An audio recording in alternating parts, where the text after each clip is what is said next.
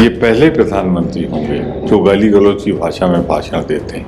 ये पहले प्रधानमंत्री होंगे जो जिस जगह जाएंगे ये नहीं बताएंगे कि हमने तुम्हारे लिए क्या किया। ये बस कांग्रेस को गालियां देते हैं चुनाव। इलाहाबाद के बगल में कौशाम्बी जिला है, वहाँ एक रेपिस्ट जिसने बलात्कार किया था जमानत पे छूट के आया और उस लड़की को शरेआम सबके बीच में उसने कुल्हाड़ी से काट डाला।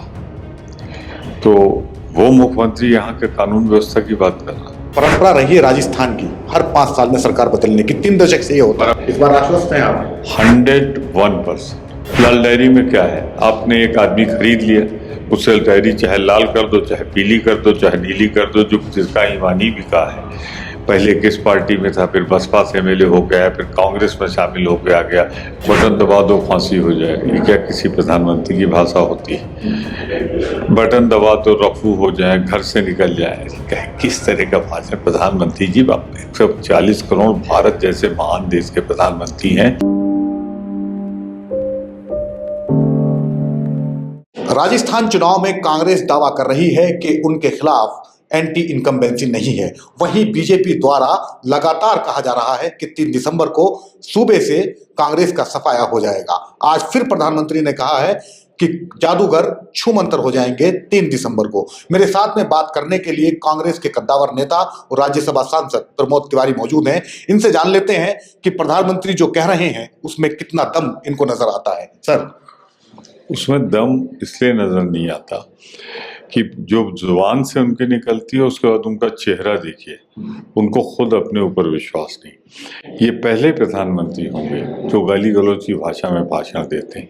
ये पहले प्रधानमंत्री होंगे जो जिस जगह जाएंगे ये नहीं बताएंगे कि हमने तुम्हारे लिए क्या किया। ये बस कांग्रेस को गालियां देते हैं चुनाव। तो जनता राजस्थान की समझदार है, वो हमेशा वीरों का सम्मान करती, इस तरह गाली देने वालों का सम्मान नहीं करती। जो कुछ करता है उसका एहसान चुकाती है। जहाँ तक सवाल है गहलोत जी का, उन्होंने जिस तरीके से 500 रुपये में सिलेंडर दिया, 400 में देने का वादा है, 25 लाख रुपए चिरंजीवी योजना में देके पता नहीं कितनों की जान बचाई, अब 50 लाख तक उसको बढ़ाने की बात है। जिस तरीके से महिलाओं को 10,000 रुपये घर की मुखिया को मिल रहा है, तो उसका हाथ जो मांगने के लिए उठा था देने वाला बनाया है, कर्जा माफ किया है। तो ये सारी चीजें एक साथ ऐसी हैं कि ये जनता को सीधे छू गई।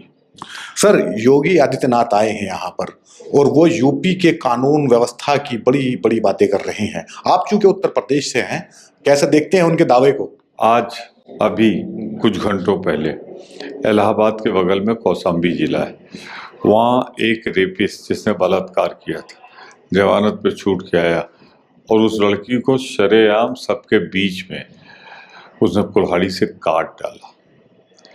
तो वो मुख्यमंत्री यहाँ के कानून व्यवस्था की बात कर रहा है। अभी जमानत पे छूटा था 10 दिन पहले, वो तो मालूम था कि ये घटना हो सकती है, उसको सुरक्षा देनी चाहिए थी। यही कॉल है इनका, यही इनका मैं कहूँगा जलाल है। तो उत्तर प्रदेश तो कानून व्यवस्था है ही नहीं। लेकिन वो कह रहे हैं कि बुलडोजर चल जाता है वहां पर माफियाओं के घर पे। अब बुलडोजर चुन चुन के चलता है, वहाँ बुलडोजर अपराधियों पे नहीं चलता, चुन चुन के चलता। सर, कांग्रेस ने कहा कि हम प्रधानमंत्री को मजबूर कर दिया हमने मुद्दों की बात करने के लिए। वो अब सिलेंडर की भी बात कर रहे हैं। बिल्कुल बिल्कुल ठीक। लेकिन प्रधानमंत्री तो लगातार सफाई की बात कर रहे हैं। मैं फिर कह रहा हूँ ना, बटन दबा दो फांसी हो जाए। ये क्या किसी प्रधानमंत्री की भाषा होती है?